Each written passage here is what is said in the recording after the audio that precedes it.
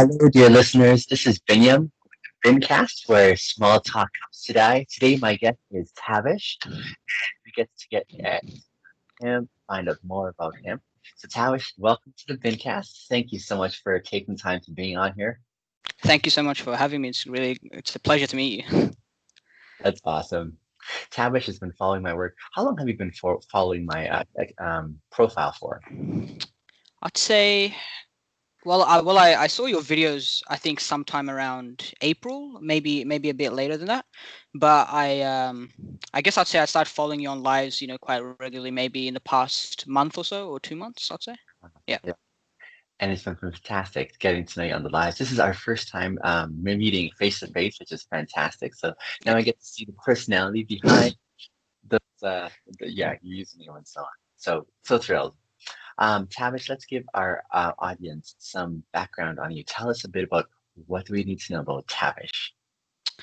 Well, so obviously my name is Taabish. I'm currently a student right now, so I'm studying at a university. I'm pursuing a science degree at the moment, but my whole motivation and I guess life's purpose really revolves around giving back to the community ultimately from especially from the one I've come from. So you know I'm not sure if many of you know, but I'm really interested in becoming a doctor in the future one day, and specifically a psychiatrist.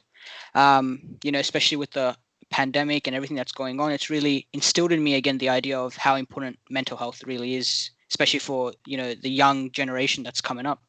And Hmm. so ultimately, I've been my whole life essentially I've just been participating in activities and anything that sort of revolves around health and medicine and all that sort of stuff. So I guess you could just say I'm a science fanatic, if you will. Amazing. Yeah, that's awesome. Yeah. Um, and how old are you?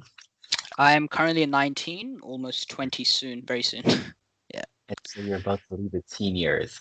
Yes, yes. I'm becoming the adult now. Do you feel any sense of regret leaving your teen years, or are you eager to move on?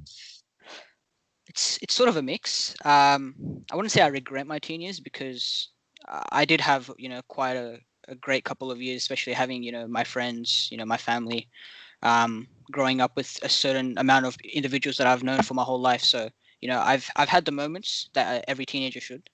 Yeah. But also I'm looking forward to the adult years. Really forming my personality and understanding the world from a greater perspective. Like, uh, Yeah. you know, when you're a teenager, sort of shielded from the actual activities that happen around the world. So I'm really Yeah. looking forward to what's going to happen. Cool. And my listeners may guess where you're from by your accent, but tell us a little bit about where you're from, how long you've been there, what's it like over there. So I'm from Melbourne, Australia. I've essentially lived here my whole life. I wasn't born here, but I did come here when I was 1 years old. So um, to sort of sum up how Melbourne life is, it's essentially um, it's very vibrant, very multicultural. So I've lived throughout a city which really accepts me, really pushes forward the idea of really growing up and making a change in the world. So I'm really grateful for having the place I live in today, and Mhm. I urge everyone to come visit one day, hopefully. Awesome. Yeah, I've met a lot of people who have visited Australia and have really happy experiences there. So I hope my opportunities enable me one day too. Tell me a bit about your family. So my family, so I'm not sure if you can tell, but I come from an Indian background. So my family, I have nothing but good stuff to say about them. They've really been a supporting factor throughout my whole life. Throughout school, throughout university, ultimately anything that I ever dreamed of, was came from them, right? So, Hmm. I've lived a really privileged lifestyle having their support. I know a lot of individuals out there don't have their parents or don't have their parents' support. So, I'm really grateful for the opportunity of having them to always support me and always lean back on. So Absolutely, yeah. absolutely. Um, I'm thinking about those who are listening, and that's where some of my questions are coming from. You say you've had an amazing experience with your family, really supportive. Some of our listeners may not have had that. Um, as you're thinking about your experience, what are some things that really went well that brings you to that? experience that says it was a great experience? What did you see your family doing really well that helped it to be that's kind of supportive environment? I want to ask that question so that others can think about their own context as they're thinking about family in the future. Well, I guess what really stems for my love for my family is essentially the idea of sacrifice ultimately that they've made. So what I've really as I've grown come to understand is that there's not really anyone in the world that's willing to make those huge sacrifices for you besides your family, right? There will always be a friend, there will always be a relative, but ultimately it is your close family that are willing to go the full length. So I've come to appreciate even in the tiniest things, for example, my mum making me lunch while I'm studying, right? A lot of people, don't have that opportunity, and I've come to understand, my mum never has to do that. I could do that myself. But, really taking the time out to, taking her time out, making sure I'm staying healthy. Mhm. Even when it comes to big things like, for example, obviously putting me through university and school obviously requires a lot of money. And at Yeah. times, they had to sacrifice what they wanted, maybe a new car, a new house, just so, they could see their son, go through university and be an educated individual. So ultimately, what I've learned to understand is that, you have to really appreciate even the small sacrifices that someone makes for you because, not everyone will. So, yeah. Really cool. Are you an only child? No, I actually have two siblings, a brother. Yeah, they're both younger than me, and a brother and a sister. Yeah. Okay. And the age span between you and the youngest is how many years? 7 years. 7 years. Seven. Yeah. Okay. Yeah. Still Yeah. significant, isn't it? Yeah. Yeah. Still like a little baby brother to me. Yeah. Sure, he appreciates you saying that too. Yeah. Yeah. Um, as you were growing up, what were some of the significant milestones you experienced that are so memorable? You're like, here's a significant bookmark in my memory of growing up. I'd say there are quite a few things. The first one would obviously be, I came from India when I was very young, and so when I came to Australia here, I didn't really have the opportunity to attend, preschool and a lot of, schooling activities because, I couldn't speak the language. So, How old were you spe- then? How old were you uh, then? so I came here when I was in preschool, so around 3, 4, and Ah, yeah. So I never really had the chance to interact with, other kids my age or even speak to them because, they never understood what I was saying. And so as I went on to, my younger years when I was in, year one, even like prep, essentially I never had the chance to communicate with anyone because they never understood me. Um, but the reason why that's so significant for me is that I somehow learned the language very quickly, and that really showed me that you know it's very interesting how we as human beings can adapt to certain things so quickly. Um, but moving on towards perhaps my more refined years, I went through a lot of like hardship in terms of how I perceive myself. I was never the studious child, right? And coming back from an immigrant family, education is really important. yeah. So I never really found myself, getting those awards or coming at the top of the class. And so I really thought, perhaps I'm lacking something. Maybe I'm not putting the effort. Maybe I'm just Hmm. not smart enough. Hmm. Um, but and I really had placed importance, uh, which wasn't good, but I really placed importance on achieving academic success instead of Yeah. achieving what made me happy, right? Right. um yeah, but fortunately that changed very soon when I started making a lot of friends throughout my more high school years, and that really helped me understand that there's more to the world than just studying or just attaining materialistic success, right? There's you have your friends. Ultimately I'd rather die a happy life where I know my friends appreciate me, they respect me, rather than one where I'm materialistically successful but no one's there to be happy with me. So yeah, so ultimately I'll just say that transition from understanding myself a bit better throughout the years, where I transitioned away from materialistic ideals and towards one where I could actually make an impact in people. That's Hmm. that sort of along the way change, and that's what really defines me as a person, I'd like to say. Okay. Uh, do you feel young or are you concerned about growing up? Like, do you still feel like you have many years before you, or are you saying, crap, I don't have much time left and I got to get stuff done? Where are you at on that spectrum? That's a tough question. I feel like I change from the other quite frequently. At times, when I'm stressed, over work or whatever, then I'm like, I don't have that that much time left. I don't have that many years. How am I going to be a successful person that can make an impact if I can't manage this? But then at times, I take a step back and I realize, look, you're only 19. There's people out there who haven't even begun to think about what they want to do until they're past their 30s, past their 40s. Some even start much later, right? So, Yeah. it really helps me understand that, I feel like that you need a healthy balance. I feel like, you need to be able to take a step back and understand that, there's time for everything. You're going to learn over time. You just got to give yourself that time. But also at times, you got to push yourself to understand that, maybe I need to adapt a bit quicker. So yeah, that's how I perceive life. And tell me again how old you were when you moved to Australia from India? I was 1 years old. 1 year old. Okay, so Yeah. for the most part, grew up in Australia. Yeah. Now, I'm imagining growing up in an immigrant family, you acclimatized with Australian culture, and I'm guessing, now correct me if I'm wrong, your parents also kept quite a bit of their Indian heritage and traditions as well at home. Is that right? Yep. That's spot on. And so I you think, feel, yeah, go yeah, ahead. I think that's one of the struggles of every immigrant child. Sure. Primarily because you're exposed, especially at school, to different cultures as well. So you sort of Mhm. have to find that that same spot where everyone can interact, and that usually turns out to be the country you're growing up in. And immigrant families. This is nothing against them, but it's obviously Yeah, quite difficult coming back from a society which looks at so many different things compared to one that's more refined or different. So it can be a challenge on the child, especially when he doesn't understand why those differences occur and what really makes sure, those differences happen. So yeah. sure. So true. So I can tell, I can relate, man. Yeah. Totally relate.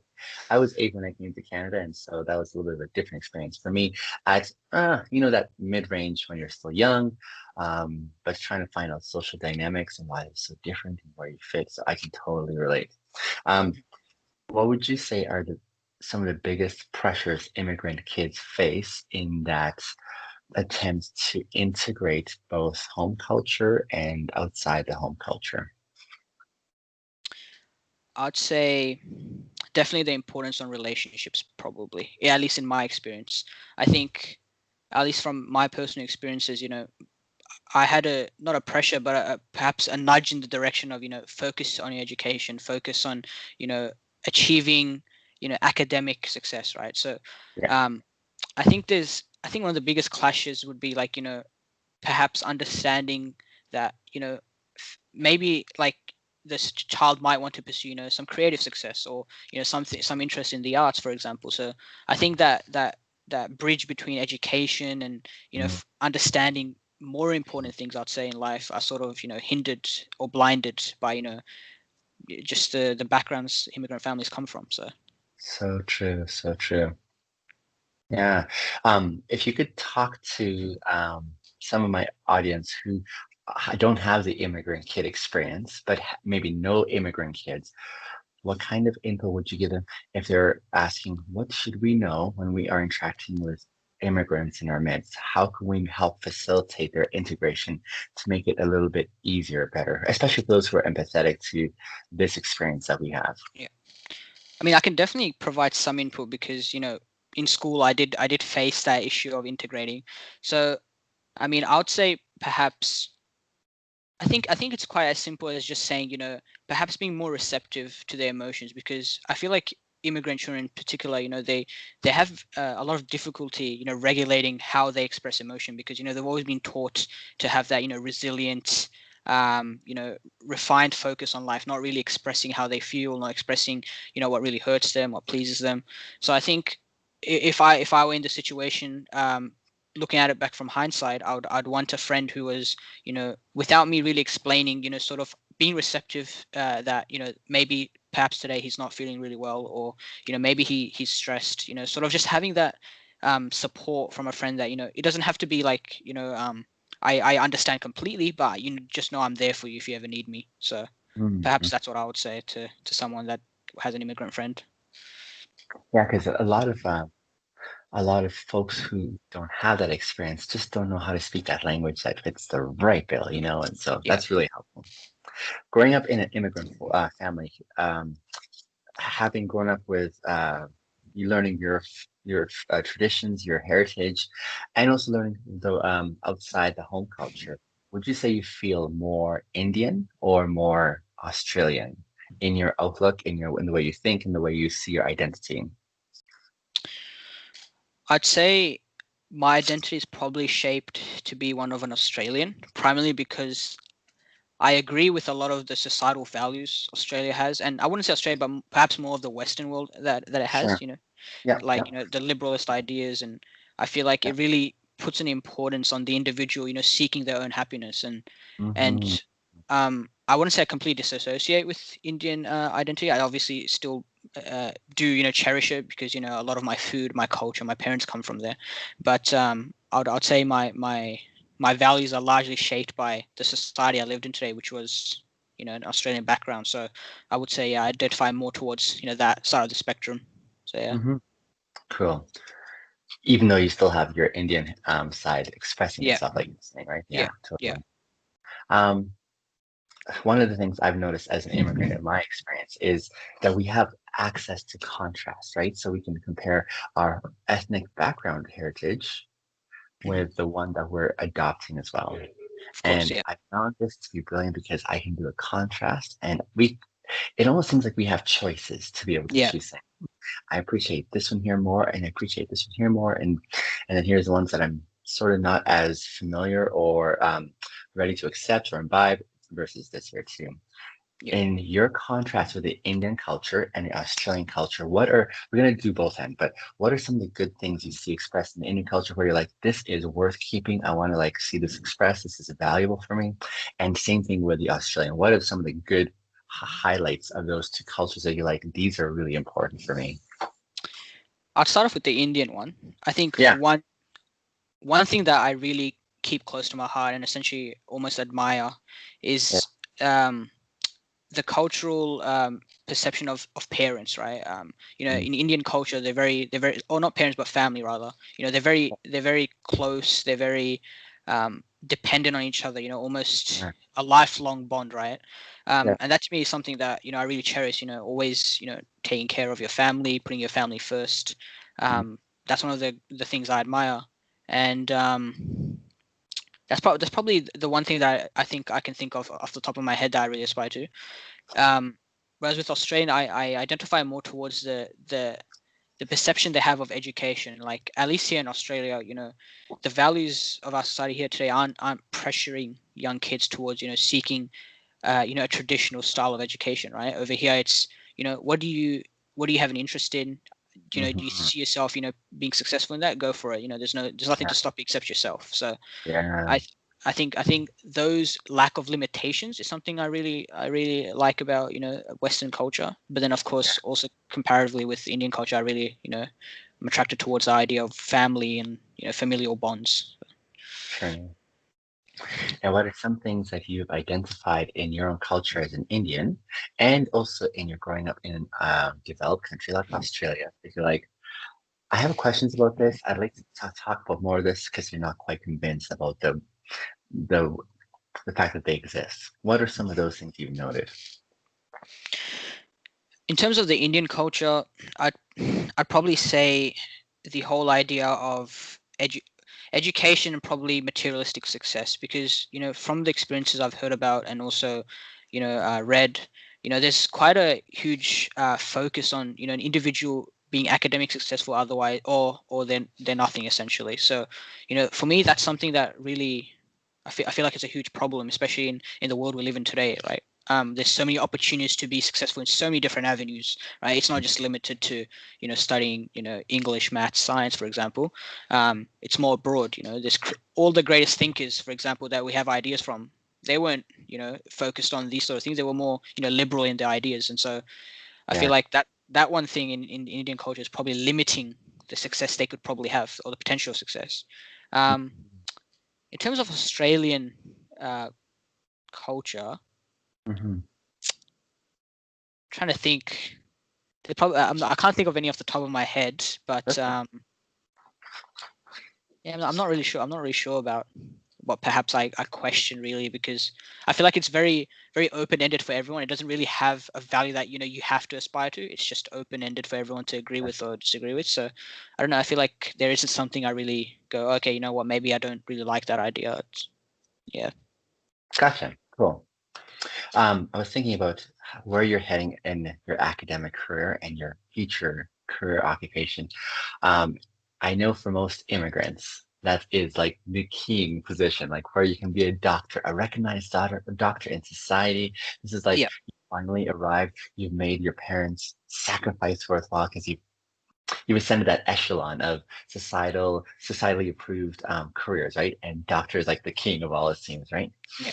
I want to hear a little bit about your evolution because you were just mentioning one of the things you love in the culture you've grown up here in the developed Australia is that you get to choose what you're interested in. And you mentioned a little bit of that at the beginning, but what was the evolution of that? Did you always want to be like a psychiatrist, or what happened along the way that you're like, oh, here's how it evolved to this? It may have started off here, but this is how it transitioned.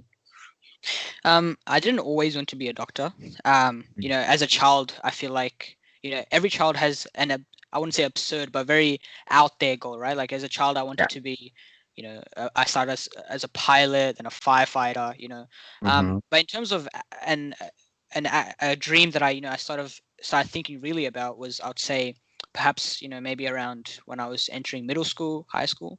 And Mm-hmm. so I would say I wouldn't neglect the fact that perhaps my culture did have an impact on choosing or sort of pushing me in the direction towards pursuing uh, uh, the job of a doctor. But I'd largely say it was due to my own personal conviction, and those sort of stemmed from my experiences with my friends. Some Mm-hmm. of them didn't come from as comfortable backgrounds where their families were always united, or they always had comfortable experiences throughout high school. And so it really made me think that, these are my closest friends, but I'm seeing them, really hurt. And, if these are my closest friends who I really deeply care about and they're going through this, then surely there's a whole world out there that I don't know of who's hurting even more. And so that's sort of, and so I would say I was very emotionally inclined individual. I was always, always receptive to people's emotions. I really felt pain when someone else was feeling pain, or sadness when someone else was feeling sadness. And so I Mm-hmm. really wanted to put these characteristics towards a goal where I can see myself working for, a multitude of years. And so it really sort of honed in on the healthcare field. It didn't particularly choose doctor, but it was on healthcare field. Um, and so, I started picking around, what are some of the common, occupations that people undertake. And I was sort Mm-hmm. of, you know, occupied with either, psychology or, psychiatry, which, obviously differ in terms of which school you go Yeah. to. Yeah. And I saw that psychology obviously had a lot of opportunities in dealing with patients and everything, but I also felt I really enjoy science, right? So I wanted to find this sort of connection. I realized, what, sort of has this connection with psychology and science. I think I'd be a really great individual for that. So it's sort I guess the evolution was just be understanding that pain exists in the world, and I want to really do my part in helping to alleviate some of that. So that's Mm-hmm. probably what I'd say. That's Really cool. That's self-driven. It sounds yeah, like, yeah, yeah. and I imagine your family, your parents especially, are like, yes, please. Yeah, they're very proud that I want to go there, but I mean, there's still a lot of work to do till I get there. So, I mean, hopefully everything works out. But yeah, so, It seems to me, in my experience, when someone is driven because they're invested, it goes a long way that way, right? And so it sounds like you sort of seen that evolution that is driving from the internal sense of purpose. yeah, and also I'd just like to add as well, like Yeah. one of the biggest things as well, that perhaps sort of drove me into that as well is the idea of mental health isn't really spoken about in immigrant families. And so Interesting. I could have chosen to perhaps pursue surgery, for example, or any other niched occupation, but with mental health there isn't really a conversation happening. And there's a lot of individuals that are suffering from mental health issues, and there isn't really someone out there who speaks for immigrant families, right? So I really felt like perhaps this is an opportunity for me to make a difference and really communicate with that Absolutely. population, and hopefully make a Yeah. change. Yeah. Um, Thinking about that point you just made, it's so true. So true. It seems like that's not on the radar yet, that they're still thinking along the lines of suck it up kind of thing and move on. What is the heart of why developing countries, developing cultures are not open to being aware of mental health issues? I find it quite surprising, really, because I mean, if you take away the label of mental health issues, right, what you're ultimately left with is, if, for example, if I were to tell you, right, I have uh, increased heart rate, I sweat a Hmm. lot, and I vomit and I have headaches, right? You tell me, Tabish, you have to go to the hospital. You're feeling sick, Hmm. go. But as soon as I tell you it's mental health, you're thinking, well, maybe, you should suck it up. Maybe you should, Hmm. maybe focus on life, take time out. But I think perhaps the greatest issue, which, sort of creates this idea of, mental health isn't that big of a problem, is Hmm. perhaps the importance that people place on the idea of, status and how people perceive others, right? So I guess this idea of mental health is associated with vulnerability and weakness, and that Hmm. obviously affects your perception, like people's perception of you, right? So if you're known as the weak or vulnerable person, people be like, maybe I shouldn't interact with him as much. I'm not sure how he'll react to my Hmm. statements. And so I feel like developing nations, have a huge importance on perception, and so they're scared to, or almost hesitant to, focus on those type of conversations, because if I don't speak about it, it doesn't exist ultimately. So I Hmm. think, hopefully I want to make a change in that conversation, and really drive towards making that Yeah. huge change. Yeah. It seems like this expression of vulnerability is evidence not only in this topic here, which we'll stay on, but also even socially. Like, how do you, for example, guys, how do we present ourselves as not vulnerable or weak? And so, what do we do to increase our machismo in our presentation of, hey, there's nothing under the covers here that is, needing attention? It's, would you say it's almost a paradox that we're heading towards in relation to what mental health is encouraging, saying it is strength to express weakness or be able to express weakness? Is that something that you see, or do you see something different in that? That openness that culture is having towards mental health and the challenge of immigrant communities. I think heading towards the direction of being more open has so many positive outcomes. I mean, just being able to have that discussion of, I'm going through this and I really need your help in here, Mm, can fix so many different issues that, a lot of individuals suffer with. It can strengthen your bonds with your family. It can strengthen your bonds with your friends, improved mood, improved academic and personal mm, success, right? If you're happy, you're bound to do better things, right? You can't always, achieve your goals if you're, sad and, you know not at the best of times. So mm, ultimately, I think, going towards that idea of, being more open or being more vulnerable isn't a bad thing. I mean, ultimately it creates a domino effect towards so many different types of positives, and ultimately that's what we should achieve. Like, our whole goal mm. as a society is to progress, and we can't really progress if we have our own limitation that we're placing. So I think Sure, being too sure. more open and vulnerable is a good thing. So Cool. That's really good. Really good. Um, the stigma that's still involved with mental health in the developing, no, in the developed world, so like Australia, North America, um, it's fantastic, it seems, to see how it's more openly talked about, more openly acknowledged, and yet there still seems to be some residues or dredges of stigma that is there. Can you talk a little bit about that and how you see that in the future forecast, where that might be getting stronger or weaker, or what that looks like from your vantage point? I think, so in developed nations like you mentioned, North America and Australia, Yeah, um, yeah. these conversations ultimately they start from, the medical professionals, who disseminate this knowledge. These are the issues, these are how we can Mhm, solve them. But mhm, ultimately it comes down to the communities that receive that information, right? Like, no mhm, change will happen no matter how much information you're given, unless you're willing to make that change. So I think those residues ultimately they stem from, the community who is still hesitant towards making that change. And like I mhm, said, it's likely it comes from the immigrant or the perhaps the non-educated backgrounds, and that's not really a problem. It's perhaps it's a point that we as a community should take to, maybe we should educate those individuals, or, really reach out to them and understand, why is it that you feel this way and how can we help? And so I presume that, towards the future or even the near future, we'll see a growing change and, hopefully more individuals, really being more receptive to that sort of information. Absolutely, yeah. I just had a question I never thought about before, and that is, who do you like? I'd love to figure out who's the catalyst to put mental health on the map in this current trajectory that it's on. I would love to know. Do you know?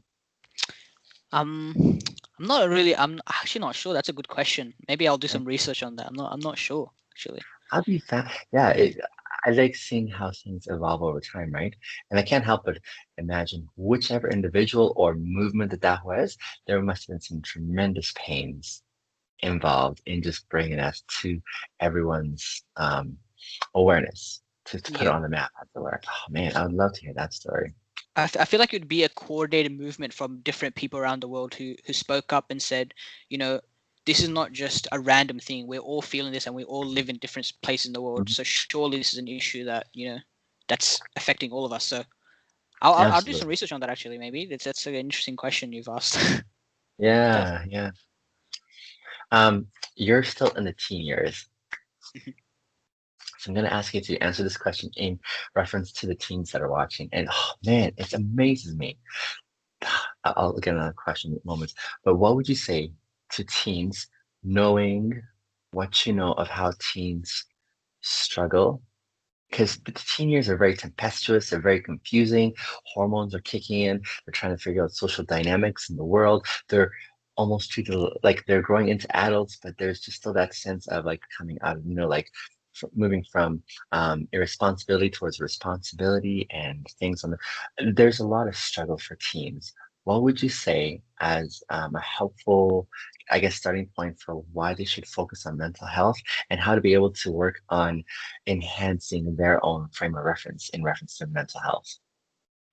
I think perhaps the best way to improve your own emotional understanding and Hmm. perception of mental health is to, one, perhaps read on any information that you can find. Doesn't have to be advanced research papers or medical experts giving you a rundown, but even a simple, this I'm sure there's if you Google mental health, thousands of articles would come up for in a simplistic way for you to understand. So first of all, sort of understand what really is mental health and how does it affect people, right?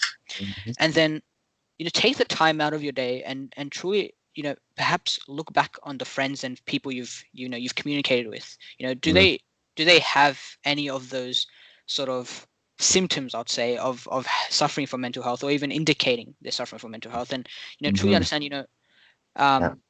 what sort of things have they done that sort of indicate that, and reading up on it, or maybe even just taking the time out and talking to them. How do you feel this way, or like what sort of factors drive you to feel this way? And Mm. perhaps that's the easiest way I would say, because in my personal experience, just talking to people who were going through pain was the easiest Mm. way for me to learn, because I feel Yeah. like as humans we have this innate thing inside of us that Yeah. just sort of tells us what the right thing to do is when we're talking Yeah. with people that are hurting. So Yeah. perhaps just talk Yeah. to them. I know a lot of people who are like, so I'm thinking of a scenario, for example, where whether they're teen or not, a friend opens up about what's going on internally. Like, there's some deep stuff going on in here, and I'm struggling with it. Most people's response, especially if they're unfamiliar with how to respond appropriately, because this is kind of like deep, awkward stuff that can be like all of a sudden broached, right? So I'm imagining their panic response of, I don't know how to deal with that. It's bigger than I can. What are some helpful ways that you have experienced in your own experiences to be able to suggest to others in thinking of responding to disclosures that are made that would make the listener feel out of their league? How can you help those individuals? I think I've definitely gone through certain experiences, but I think the biggest issue people face with, and by Mm. the way, it's not an uncommon thing. I've heard a lot of my friends, be like, Yeah, I've talked to this individual, but I'm really scared and I don't know how to yeah, respond. I don't want to say yeah, anything wrong. yeah, I yeah. think I think the first thing is to speak from emotion and not logic, right? When Okay, when people are hurting, yeah. they're usually overthinking, and they're usually in their emotions, they're not really understanding the implications of what they're saying, right? So Hmm. speaking with logic, first of all, is not going to be very receptive, and it'll Mm. come off as insensitive, right? If I'm telling you about, I'm having a really bad day, this and this, and then you're telling me, well, look, perhaps you should have done this and this, then ultimately you're just creating this antagonist relationship, right? Even Right. though perhaps you'll be completely right, right? Mm-hmm. So yeah, first of all, try not to think and argue with logic, because they're Mm-hmm. going through really tough times right now. And Yeah. secondly, your job is to listen, right? You don't necessarily have to provide any, recommendations, or, how can you solve this issue, but just listen Yeah. and say, what, I understand with what you're going through, and, I really sympathize. But if if they ask you, oh, perhaps what should I do? What do you think? If that's out of your depth, you're not really sure, you can always, just say, perhaps you should take some time out, come spend some time with me, we'll do this and this, and just take a breather, because most of the time it's just an issue of being panicked and, overthinking, which, sort of leads to these sort of situations. So, Mm-hmm. just be a calm, understanding, receptive friend. That's all you need to be, most of the time. But yeah. Okay. And there's nothing wrong you were saying with saying, I'm not sure how to respond to this one here, but I'm here for you. I want to walk beside you. Let's look for help together, and that kind of thing you were saying, right? Exactly. If you can't really reach out and give them helpful advice, you can always go with them to perhaps a more trusted individual, someone that knows more about it than you do. But just showing that you're there in support, that's usually enough for them to understand that, look, this friend, Mm-hmm. I Mm. trust him, and he's always there for me. So Cool. Now, for my listeners who don't know the difference, and I'm going to ask on their behalf as if I'm also one of them too, what's the difference between a psychiatrist and a psychologist? okay, so psychologists essentially, they go to well, ultimately they're trained in doing something called psychotherapy, which is um, talking to individuals and explaining their emotions. Going through a therapy which doesn't involve any extra substances or any forms of treatments besides talking. Right. With psychiatry, you have to go to medical school, and as a psychiatrist, you're trained to give pharmaceuticals, medicines, drugs to patients who need them. So, for example, if you suffer from anxiety and you need an anxiety pill, which is prescription based, you'll need to go to a Yeah. psychiatrist and not a psychologist. So a Mhm. psychologist essentially deals with the patients, with anxiety, with um, OCD, sort of those generalist mental health issues which occur on a daily basis. Yeah, Whereas a psychiatrist is dealing with the more higher disorders which require, medical attention in terms of regulating their blood and, all those sort of stuff. I see. Yeah. So then does a psychiatrist who's dealing with a higher application of medicine also do the same thing as a psychologist in talking to and still counseling, or is that different spheres that the psychologist and psychiatrist address? So psychiatrists are trained to, be able to deliver that psychotherapy, but most often than not, they'll usually refer to you to a psychologist, since they've trained for more years, and that's their whole focus of Yeah, their occupation. So sure. yeah, Okay. And it sounds like a longer track to psychiatry than psychology. yeah. Is At that least fair? in Australia here, yeah. So I think Yeah. psychology over here is usually between, well, it really depends which university you go to, but the one I go to, it's about 4 years compared to Mm. psychiatry, which is anywhere between 10 to 13 years. So yeah, Wow. That is significant yeah, investment. yeah. When you see that forecast, it doesn't seem like, does it seem intimidating, or are you like, nope, we're just going to take this bite-sized chunk at a time? I'm I'm an individual that overthinks a lot. So for me, it Yeah. is like, oh my god, that's a lot of years. But I also remember that you know all the years aren't like wasted, or they aren't just going to pass by. I'm essentially working towards a goal that can change the world. And so if that's a sacrifice I have to make, and if that's the things I have to push myself through to achieve that goal, then I mean nothing comes easy. So I'm looking forward to it. Hopefully, I achieve that goal. So Yeah, yeah. totally. Um, in the in the role of a psychologist or a counselor or a social worker or a therapist, there's usually a lot of energy given as they're listening to some significant issues and struggles that their patients have, that the people that they're serving. Um, is that the same thing for psychiatry, where there's that massive amount of energy that is taken out of their system as they're applying, themselves to the job? Is that a similar dynamic?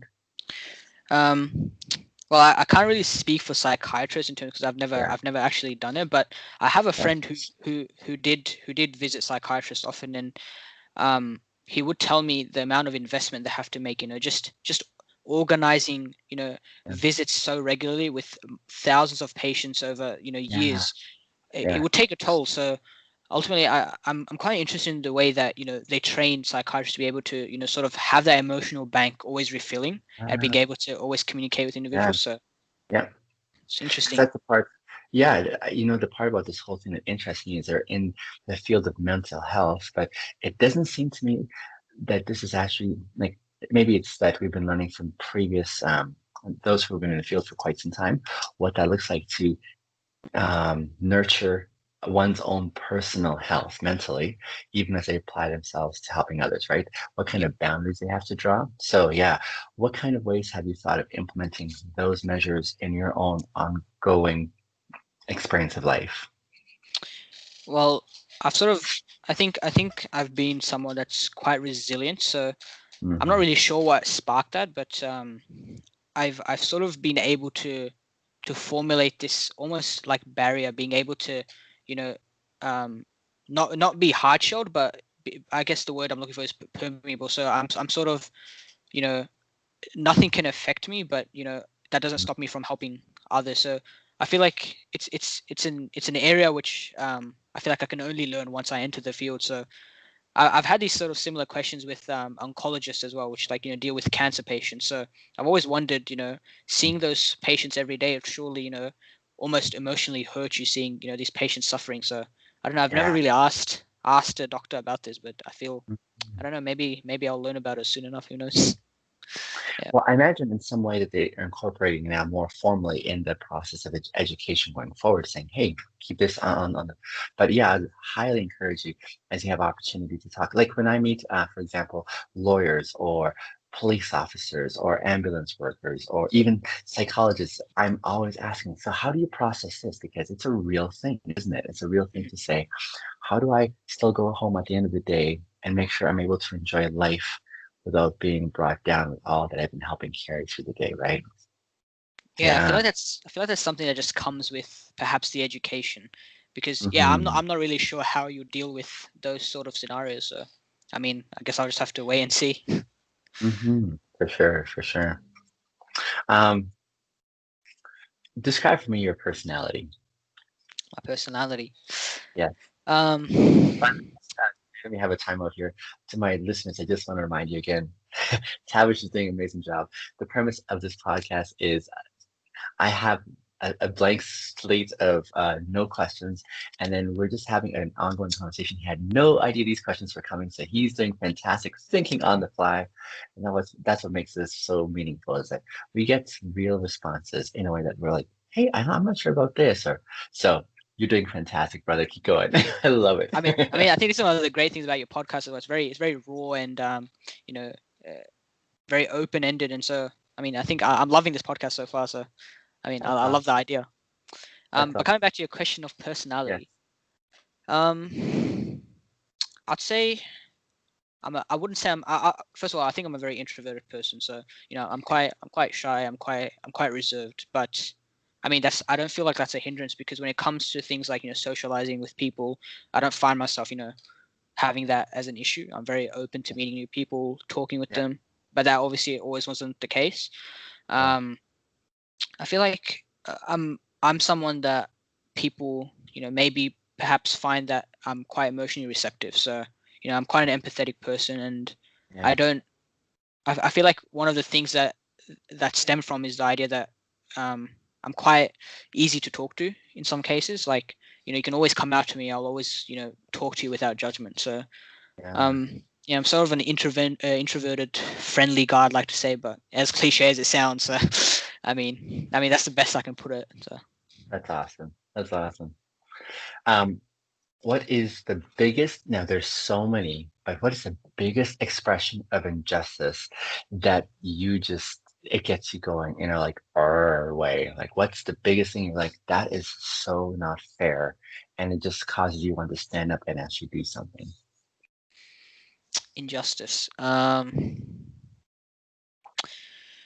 I guess maybe just seeing people suffer without any cause. So and what I'm talking about here really is the idea of wars and just pain and suffering that just stems from these ideological battles that just occur for ultimately, if you look at it, no purpose. So I feel like that's what Mhm. really aggravates me, because Yeah. we all come from one background, right? We're Yeah. all humans. We're all striving to achieve the same thing, which is our own personal success. So just destroying that for other people, Mhm. just for the purpose of gaining more power and more money and more greed, is just, I don't know, it's just something that really aggravates me, because those people at the same time are just the same as us, just in a different context. Yeah. So Totally. Totally. yeah. I think the part about what you're describing there that really gets me is in the developing in the developed world, we almost have grown up, your generation, my generation, we've grown up with this sense of what human rights looks like, the inalienable rights that every human is worth receiving, right? And yet, in the majority of the world, it seems to me, in the majority of the world, the developing world especially, your country, my country, other countries as well, there isn't that awareness or that isn't on the radar for a lot of these governments and uh, environments, and so the fact that people can seem to have less worth, like there can be a hierarchy, uh, man, I find that really difficult too. That's really, really hard. Yeah, and it's really painful as well, just seeing lives destroyed that ultimately just had the same goals as us, which is, Yeah, yeah, it's quite yeah. sad. Um, how do you keep in check your ability to feel, your ability to engage your emotions as a guy? Most guys have maybe grown up seeing that that's discouraged, right? But how do you sort of push against that expectation or that dynamic that guys don't feel? We just kind of power away through things. You know that stereotype I'm referring Yeah, to? yeah.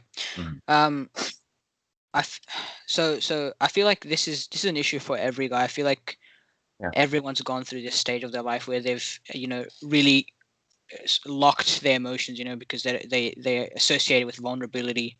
I mean, even as an individual today, I wouldn't say I'm open to expressing my emotions, but I Um, don't, if I'm really going through something, I'll be happy to talk with someone I trust. So mm, um I feel like it's just an issue of just being conditioned to understand that emotions are associated with vulnerability, weakness, so we just have to make a change in terms of shifting the narrative towards really idolizing emotion as a way of being successful. I mean, all the greatest, most loved individuals in the world show mm, emotion, are very empathetic individuals. And so for example, if you look at presidents and political figures, people are attracted towards those who are emotionally receptive to their pain, right? So mm, if those huge figures who make a difference in the world show those sort of things, then it should be a sign of power, not weakness. So I mm, think shifting that narrative towards that way would perhaps make a change. sure. Have you ever experienced racism? Yeah, I'm trying to think if I'd classify as racism, but I Okay. I wouldn't say well, I would say, yeah, perhaps in younger years, but that's I'm trying to think if I'm associated more with bullying or racism. Okay. I would say, yeah, perhaps racism. There have been some racist remarks being made towards me, but that was often the case with when I was in my younger years. Where as kids you're not really understanding of, first of all, what Mm, bullying is or how hurtful words can be. So it wasn't a huge issue for me, because I never mm, really experienced it at older years where I actually took it to heart or really understood what the significance of those words meant. So I did mm, experience it, but at a very young age, from kids in my school where they weren't really understanding of what the words themselves meant. So yeah. mm. Okay. Um, the biggest challenge you've had to grow up with, like the biggest social challenge that you had to like calibrate with and say, okay, here's me coming through to the form that I am today, where I'm at today, what would that be for you? For me, the biggest challenge I'd say socially was just being social. I mean, as a 12-year-old, 13-year-old, even growing up towards my later years when I was 15, 16, I had issues communicating with people that I'd never met or just groups of people. Right? I was always a shy individual, didn't Yeah, like public speaking, yeah, didn't like meeting new people, yeah, and um, it somehow got fixed. I'm not really sure how, but yeah. I feel maybe the reason was that I finally understood that I'm an important person. Like I have to understand the importance to myself first, and then Absolutely. I sort of built that confidence in myself that people, they if they want to listen to me, that means they're investing their time in me, and so there's nothing wrong with speaking and making new friends, and so I sort of built that confidence, and yeah, Mhm. that was perhaps my biggest challenge.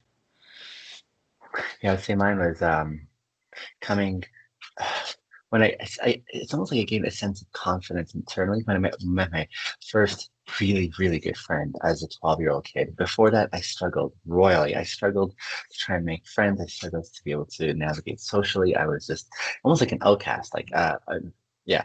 But when I met my really good friend Tabish, oh my goodness, something happened internally for me, this sense of confidence that I didn't have to like look for that kind of approval or attention. And it almost instantaneously changed my fortune socially, where just having that sense of confidence internally meant that other people were giving me credibility all of a sudden and respectfulness. It was just, I don't know if I understand it quite yet, but it's fascinating. Yeah, when I see my own experience that way. Would you say it was because your friend, you understood that he's being my friend because he respects and understands me, and so if this individual can understand me, then surely others would as well. Would you say it's something similar to that, or? I think it has something to do with that for sure. I think that's something to do with that because all of a sudden I don't have to look for attention anymore externally. I was looking for attention before, right? Saying, love me, look at me, see that I exist and that I have a part, and I was easily dismissed, right? But yeah, I think you're right about that, Tavish. Someone who actually saw me and said, "Hey, I see you. I'm interested. I'm choosing you." I think you're onto something there. Yeah, I think That's especially at those young years, you like craving attention, like you said. yeah, I feel like yeah, once you find a friend that's hey, look, I really like you, like you said. I feel like you develop that confidence, understand that people really do value me, and it's just I'm mm-hmm, devaluing myself, and so I got to put myself out there, and perhaps mm-hmm, that was the issue for me as well. So mm-hmm. Really good. We're just on the downswing of our podcast here. I saved my lighter questions for the end, so you've been doing amazing. These are heavy hitters I'm throwing yeah, away, but you're the my friend. Favorite accent? What would your favorite accent be? favorite accent. Ooh. I'd have to say I'd have to say British accent probably. I think that's one of everyone's favorites. So I mean, I Amazing. really I love British accent. That's But what would you awesome. say? And there's What would quite you a say? different spectrum there too, right? Of Yeah. British accents in here. Yeah. I'd say perhaps maybe like London accent. I'm not sure if you've heard of him, but I don't. I just really love the way they pronounce things. Just very classy, very interesting way. That's awesome. Well, here in North America, I would probably say we see the British accent and the Australian accent as exquisite to the degree that we'll even put our own news anchors as those with accents just because it sounds more official, right? Oh, really? Oh, that's interesting. Yeah, Yeah. well, I'd say my favorite accent is Australian slash Kiwi because I can't distinguish. And you'd probably tell me it's very clear, but Would you say hearing from my voice, I have like the distinct Australian accent that you think? absolutely. Are Yes. interesting. I would say like if you were to move to North America, you'd get a lot of social traction with your accents. Want to be resonating to you because of your accents. Perhaps I should move to North America then.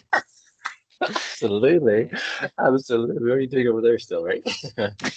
Um, tell me about who your hero in life is.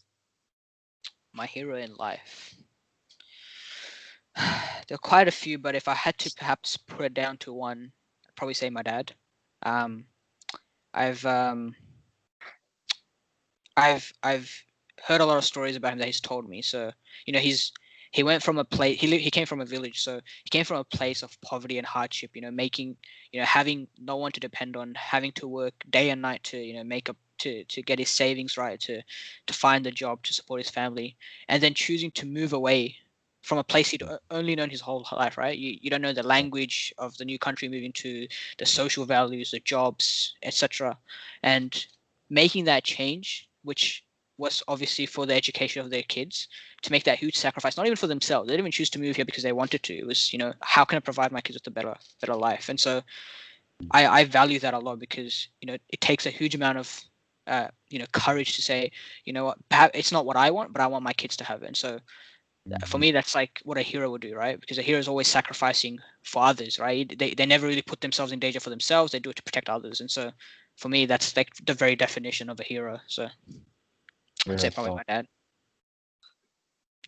What did your dad do right that he got to be your hero? Because I'm imagining so many who are so disconnected. I talked to a few people this past week who have really bad relationships with their dad, and so they're like apart.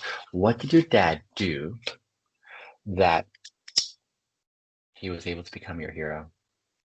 What did he do well?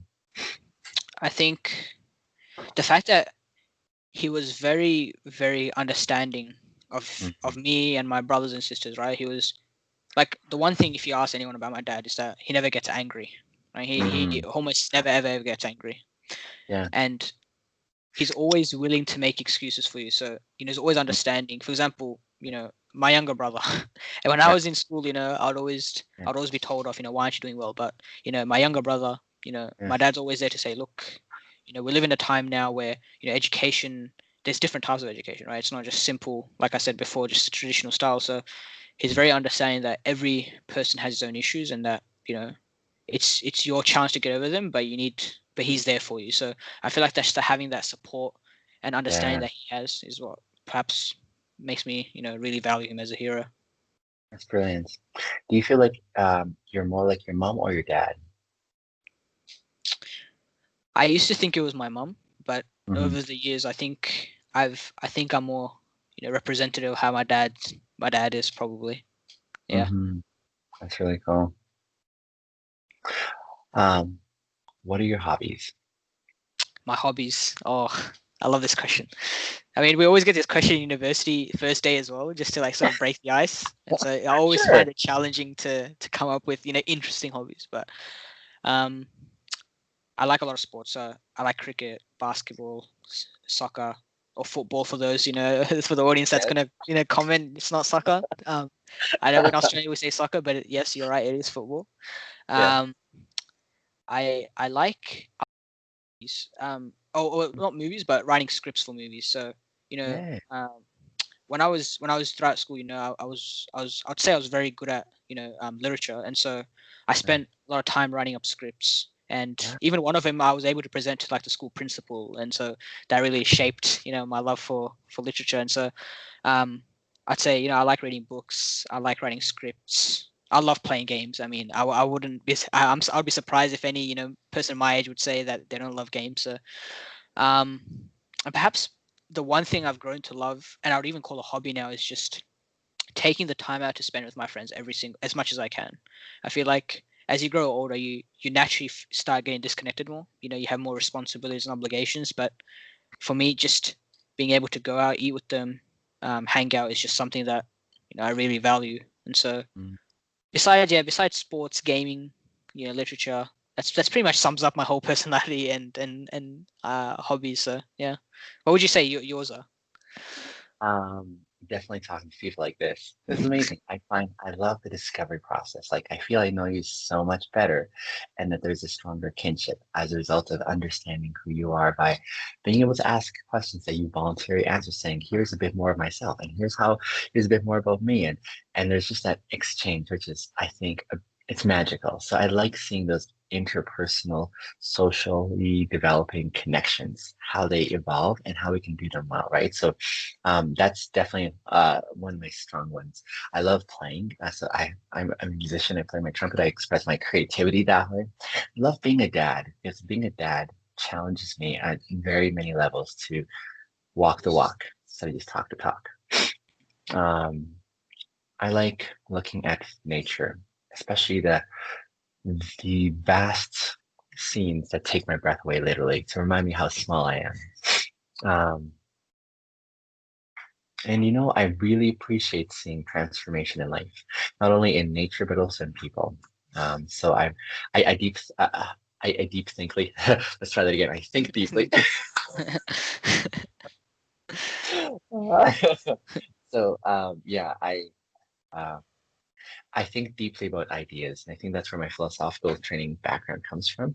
I love English and communicating in specific, precise ways. I like thinking of how to do it well, because it matters to me. Ideas matter, you know, and so I like thinking as carefully as I can through ideas. And so this is some things that really mean a lot to me. Thank you. That's very insightful. Yeah, I love that. Yeah. Well, actually, that's the funny thing is I was about to ask you for my last question. What's your question for me? My my question for you. I just want to have let me think. I want to think of the best question I can. Go ahead. I'd say what really inspires you to you do lives and you do YouTube videos, and you said that you love communicating with people, but Mhm. what's the inspiration for you to before you transition to Tuesday and Thursday lives, you were doing daily lives, so what was Right. your inspiration to sacrifice the time that you took out of your day, after all those hours of hard work, to wake up and say, I want to put some time in with my followers every single day on a consistent basis. So what was that? What was the inspiration for that? Or like what drove you Um, towards that?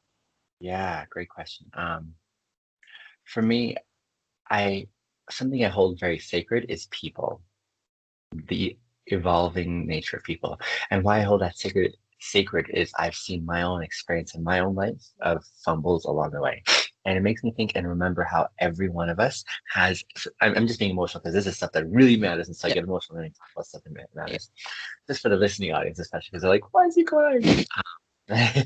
But I hold people super sacred in the sense that we're so fragile, it seems. We're so, like, as we evolve through life, there may be expressions of strength and fervor and accomplishment, but underneath all that, we're just still trying to figure ourselves out, trying to figure ourselves out in the world around us, in the midst of fumbles and mistakes we make along the way. I'm so sensitive, like, I'm so aware of how my evolution has gone. I'm so aware of how many years I lived in fearfulness of being a write-off. And so in this current season where it was a very, very difficult process coming to an honest place and communicating in a very honest way with all those around me, here's the real me and here's what really matters to me. And it may mean that I'm being rejected, but that's really important that I have that piece of you guys having the real me instead of a fabrication of me that you approve of. It's given me that sense, that, again, that sacredness that says, how can I make my fellow human being feel significant and that they matter? And so the best way that I communicate love to those around me is time. To say, hey, I'm going to set aside time for you. I want to know you for who you are, you know. So that, wow, you really got me going here, my man. I mean, I know in psychology or psychiatry, they say, you didn't get me, I got me. I think it's one of the biggest things I admire about you, because there's a lot of celebrities and popular individuals out there who who do similar things to what you do, but for me, the way I see it is it's more of a a publicity kind of thing, sort of interacting with their followers because they want to maintain that reputation. But you know, I see. I was following you for quite some time, and you do this out of your own volition, sort of just taking the time out. And the reason why I wanted to be on your podcast today was, besides the the in-depth discussion, I really just wanted to meet you. I mean, like seeing your videos and just the type of person you are, on a daily basis. Yeah, I really admired the way you sort of had that outlook on life. Just that having that hard work. Really putting in time for us. I mean, people perhaps don't see that. It just as much time as we take out to watch your videos, the same way for you. Taking wake, you don't have to wake up and get all those things done, but you still do, which is absolutely amazing. And I really admire that. And also, like, I don't know, just how kind and generous. I mean, I think that's the reason why a lot of people are attracted to you, right? Like, just that healthy personality. Like, I feel like you're perhaps people think of you as that one friend that everyone wants. Like that caring, understanding friend. And that's something I really admire. And so I thank you, really Tom. love watching your videos and just your Thank lives. you. Thank Yeah. you. This has been very meaningful and I appreciate the kind words. Thank you. I I, mean, it makes it worthwhile for me. I mean, My I'm friend, not. I have to tell you. I mean, I had to tell you. It was the one thing. Yeah, It was the one thing I came on to say, yeah, which was, I mean, yeah. I just I don't know, just amazing. Thank you for having me on here so much. Like, it's actually an honor. For me as well. For me as well. This is a fantastic community that's evolving, and I love what's going on. And it blows me away that it's from all different parts of the world because then this is where we start taking encouragement from each other and then going back into our communities and continuing to enhance and multiply and see it exponentially take effect. Yeah, that's worthwhile. I hope we get more chances to sort of do this thing. Perhaps not even as a podcast, but just I don't know. I feel like like just having this conversation, just as friends. Perhaps it'd be amazing. Yeah, I think so. I think so. You served our community really well with this. Thank you for sharing yourself as well. Yeah, it's great when they can finally meet Taabish now and they know he's on. They're like, oh, I know Oh, I that know this guy. He's on the lives every single time. I- guy. And you're a welcome addition there. I mean, Tavish is amazing. Thank you so much for taking the time this morning, this evening for you. It's like 3 o'clock in the morning. it is almost 3 o'clock. Yes, it's 2:40 a.m. right now. Yeah. I so I mean, appreciate that sacrifice. it was. Appreciate you, brother. I mean, it was time well spent. I'd say. So. It is. Awesome. But yeah. Guys, this has been the Bincast where small talk comes to die, and we definitely nailed that today. Thank you for watching this broadcast, and thanks again to Tavish. Look forward to seeing you on the live, Tavish. Thank you guys for watching, and make sure you follow Binyam. He's the greatest personality out there. Thank you, my friend. Thank you. See you Okay, around. talk to you later. Bye. Bye, guys.